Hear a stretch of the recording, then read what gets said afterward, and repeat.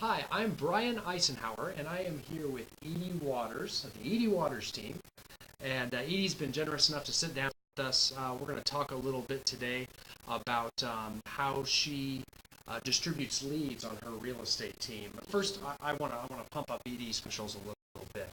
I have actually had the privilege of coaching with Edie for the past few years. 3 years.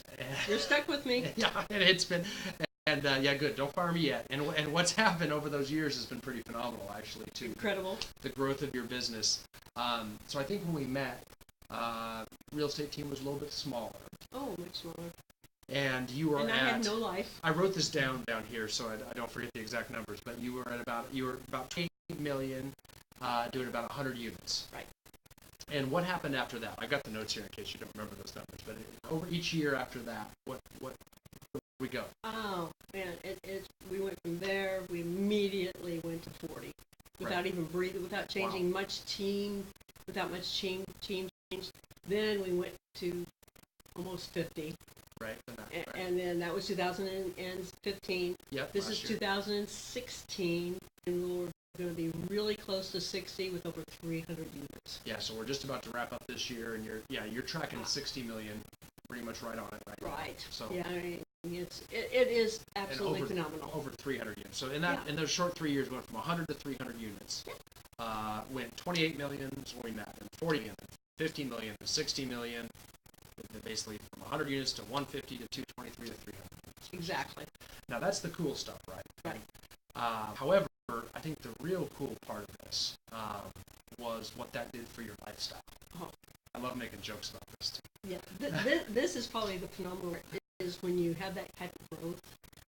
What you were good to coach me on is to get my leadership for my team in order. Mm-hmm. And when that happened, and you did, and I do, and I did. You go far away. Yeah, I mean, I got my life back. I see my family more. I just had the enjoyment. I've been to Europe 3 times. Yeah. You know, I take cruises. We go to the beach. I mean, we have a good time. I have the quality of life that I've never had before. And I want to clarify some of this too, because when Edie leaves, I hope not too many clients are watching this, because Edie goes. I mean, she's like she's very far away, very hard to access, and very strange, but tops of mountains. I'd leave phone. I think the last time I tried to contact you, you were in some mountain somewhere. Yeah. I could not talk to you. Last year when she did 50 million, so if you can imagine getting to a place where you close 223 units with all these people working for you, 50 million in production, you think, oh boy, I'd hate to do that. All those hates, all of that. You were actually out of town on vacation 2 total months that entire year. Absolutely. And then this year, which we are on track for closing 300 units, you're going to be gone for 3 months. And that's right now. That's of this day. I might sneak another you might week get or some two more, in. right, Yeah, right. you never know. So I think that's the key here. Is not only does production go up, that doesn't mean your lifestyle is going to go down. The whole key here is you're leveraging through other people, through top talent, and you're actually getting the lifestyle. That's right. And that was and not only that, the team gets lifestyle too, because they're making more money. The team is going trips. They're doing things too. People can help each other. Because we have the culture of being helping each other.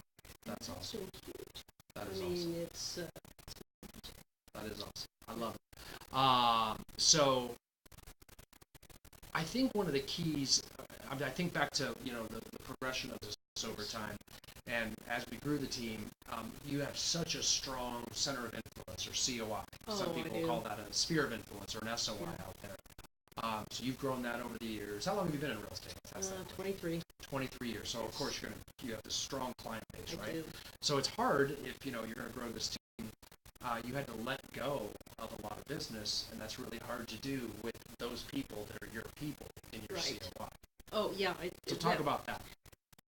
That was probably one of my biggest concerns, Brian, is that I had all these clients I'd had for so many years. I mean, and they'd come back to me over and over, and I did not want to just lose that trust. What happened was that another realtor came to me and asked me to take over their business, and so called the golden handoff, and I was able to do that. And as soon as I saw the magic happen, that they didn't mind if it was John, they just wanted the system that John had. And so it was the systems they liked. Right. And as long as you can have good culture on your team, everybody feels loved. And that's what it was. And as soon as I realized that, so my clients would call and say, oh, well, yeah, Stephanie's great. She's out this afternoon. Jesse or Josh or whoever it is, all you have to do is say, yeah, and I'll be here. You can call me at any time, but Jesse's the expert in that area. I think this is the key to it all. It's getting around that. The fact it's getting ego out of the way and saying, hey, it's not me they want. It's like it's the standard of service that That's correct. It's that's what they want. They know you're in charge. They know that you're accountable for these people. Absolutely. And if you go to a dentist that you like, sometimes you don't see him. No. But you trust him and you like him or her. Yes. And you trust that his hygienist is going to take care of you. That's right. Yeah. And they can even change hygienists when I go back for every 6 months. It doesn't bother me because the dentist is there. Right. And she might not be in the office, but I know that she can take care of that business. There you go. That's kind of the way we do it. There you go. Okay, so when we talk about that, so you're letting go of COI. Those are leads. That's correct. So let's talk about, the growth team. You have multiple sales agents on the team. I do.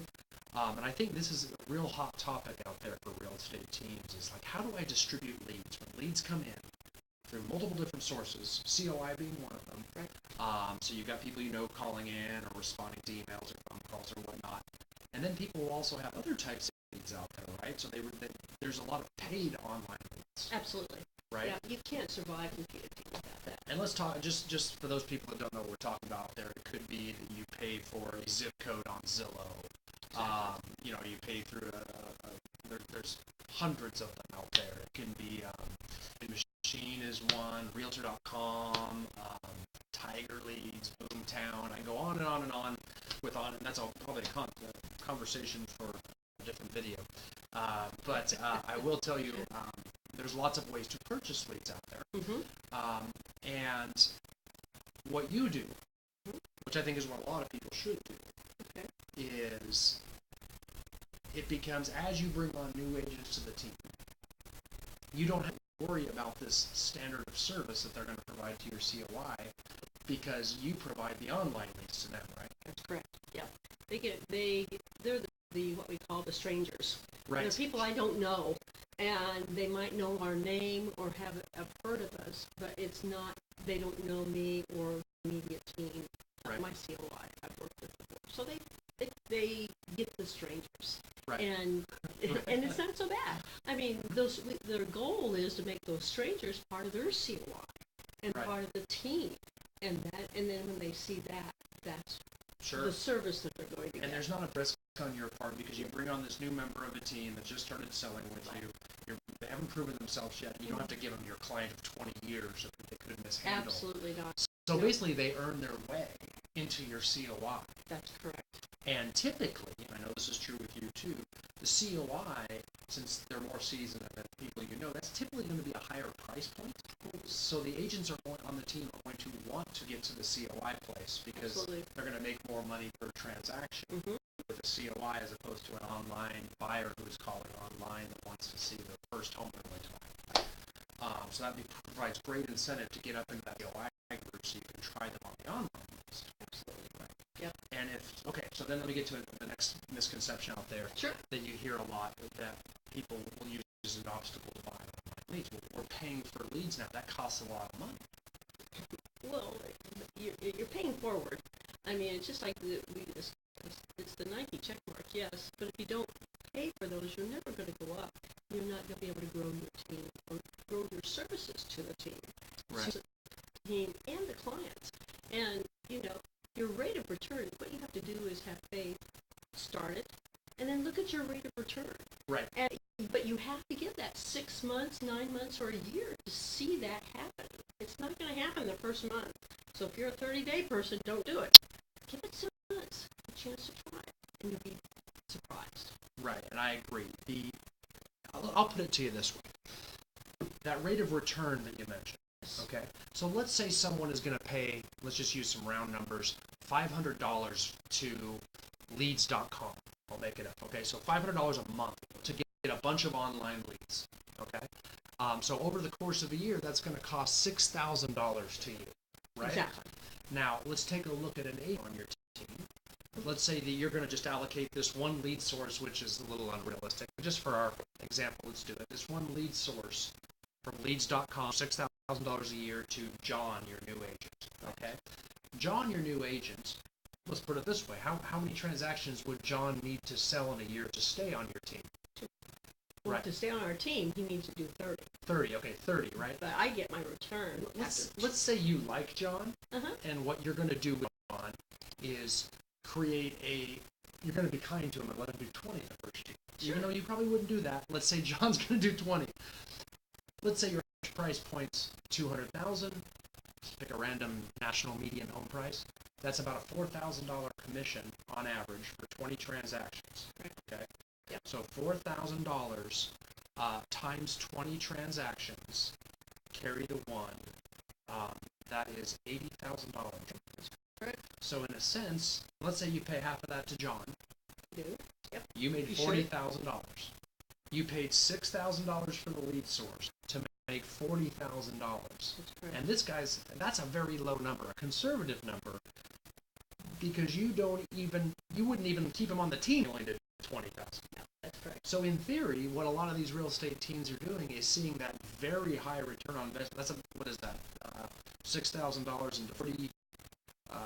Again, that's math I don't want to do. It's like ridiculous, 15 to 1 ROI or something. Yeah.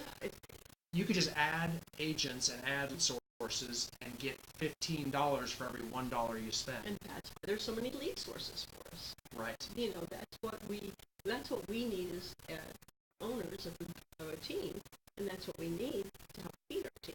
Right. And then it's a win-win. It's a phenomenal move. And I think that mindset, getting that aggressive mindset, is why you're seeing this growth of real estate teams out there, because the leads just stop becoming a problem. And not everybody can afford that. So I'm reinvesting in my company and my team every single month. That's awesome. Well, Edie, thank you so much for taking the my time with us pleasure, today. Charlie. I really It's good to appreciate it. see It was great to see you well too. Let's keep it going. I can't wait I to hit will. that 60 million this year, finish it out, and then I know there's big goals next year. We've talked about Big those. goals next year. Exciting. All right, guys. Thank you very much. Thanks.